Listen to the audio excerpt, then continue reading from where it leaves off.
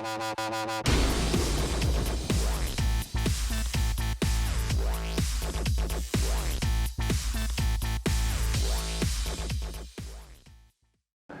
it's Houston Outlaws after Philly's match.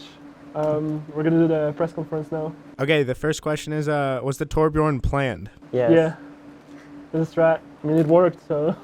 We didn't, No, we it didn't lose worked because of until- We didn't lose because Yeah. of Torbjorn. What are some strategies other than tactical crouching that you use to get in your opponent's head mentally? Unnecessarily grabbing in the spawn. The one thing I like to do in video duels is when I feel like I have an advantage, I try to keep like pushing it further and further until the other video feels like he has to play in like a little cage, basically. All right, the next one is, was that spawn grab on accident or Spree just establishing his dominance? It was a fat finger, yeah. It was an accident. I was shaking, so I like accidentally pressed Q with my pinky, and happened. I mean, at the end it didn't really matter because I built another grab really fast, but it actually like matter in long term because you created such a huge advantage by keeping an old like grab. Yeah.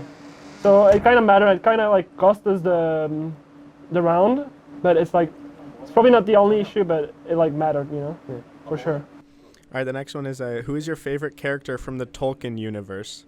From what? Tolkien, so Lord of the Rings. Oh, Gandalf. I used to be a big fan of Legolas, but I think, I don't know why, but like Galadriel is pretty cool. All right, the next one is, what did you guys do on map 4 to prevent an infamous Philly Game 5?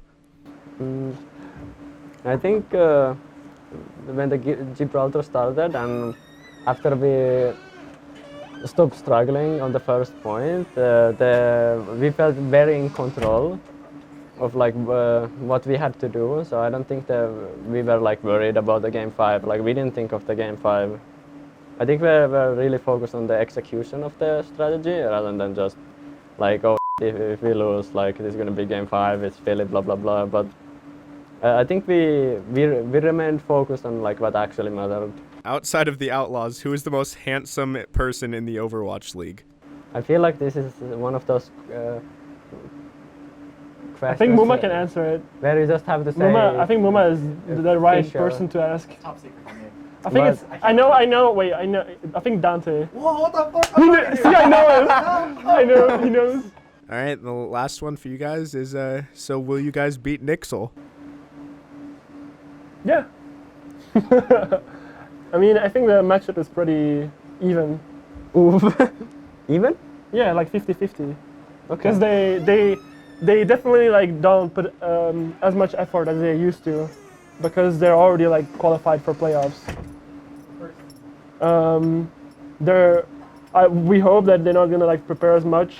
They're like gonna prepare as much as they did for previous games with us.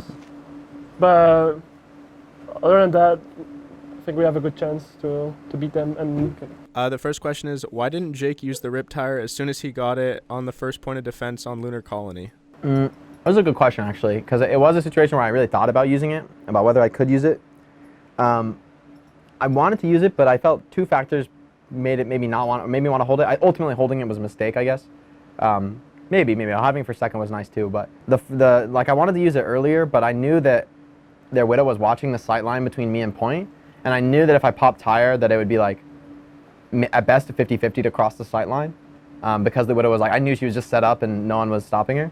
And they also had the Moira beam on, which has the potential to kill tire pretty quickly with the Diva's help. So I was hoping to like wait out the Moira beam and then slip it through, but we lost a couple in that time and I had to go to the point. I didn't think I would be able to get a good tire in those situations. How do you pronounce Banny? Because he's heard it pronounced both ways and he wants to know. Yeah, I mean, I pronounce it Banny. I don't care.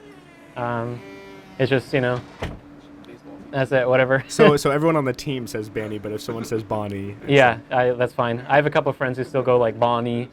It's just whatever. Canadians, man. Yeah. Was the EMP plus Diva Bomb combo planned? I think it was. No, Yeah, definitely.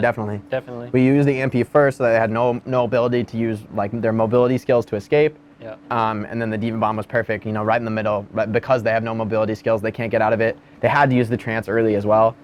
And you know that they're going to be backing away from point because they all just got EMP'd on point. So you throw the Diva Bomb into their spawn, you know, and then they just like back into the Diva Bomb. All right, I asked the same one to the other guys, but what are some strategies other than tactical crouching that you use to get inside your opponent's heads? Voice lines are great. I'm kind of an expert on this. You know, you need the right voice lines. Spamming hello is also great, especially in situations where your opponents are like right next to you and they see you waving hello to them. I don't know why, but that seems to trigger people. Playing Torb works real good. Works real good. Playing Junkrat and Torb in general, it's hard to go wrong. Personally, Yeah, grabbing the spawn, another one. I think taking an unnecessary Mercy pistol duel, just because you know that you've already won, really tilts them a little bit. All right, the next one is, how are you guys feeling during the last match? Were you truly confident? I feel like we've kind of had like a good movement in terms of our motivation of the team, and that, like as it's come to the end here, like having playoffs be to some extent out of our control, I think we're less worried about like our confidence and like momentum, and we're actually like relying more on just like, let's just play the fights, take it one step at a time, because we know how important it is that we stay composed in the intense moment. So I feel like it's like less about confidence than about strategy. I think we've increased our like overall understanding of like just how to play the game like fundamentally, so it becomes a lot easier to just like it just feels better, you know, like you go into the match and you just like you're not like desperately looking around trying to figure out what you need to do. You just kind of like understand what you need to do, and that's what we've been going for this whole time, and we're getting there a lot closer than we used to be. Yeah, I started using y'all after I took a trip to Texas. It's very useful, you know. It's just you all. It actually is very useful. It's like, hey y'all, what's up? Like, you know, it's because it's the big thing is it's ungendered, so you can just say like y'all to just like a group of people, and regardless of whether it's a bunch of guys or girls. You know, like normally you say you guys, and it's just like if it's all girls, then it's kind of weird to say you guys. Yeah. Y'all is just great for a lot of reasons. Y'all is just perfect. It's a high utility term. Yeah. Shorthand. Someone asked, can we get Jake to say y'all and howdy? Howdy, y'all. Outside of the Outlaws, who is the most handsome person in the Overwatch League? There's an obvious answer. I'm not sure if I want to say it. No. Outside the Outlaws, I gotta think, because I'm thinking. I don't know. I guess in the specific sense of handsome, you know, nothing else. Not like, you know, beautiful or whatever else. I'll say Fissure is the most handsome. I'm gonna go with Kariv. Don't kill me in my sleep, Kariv. That's true.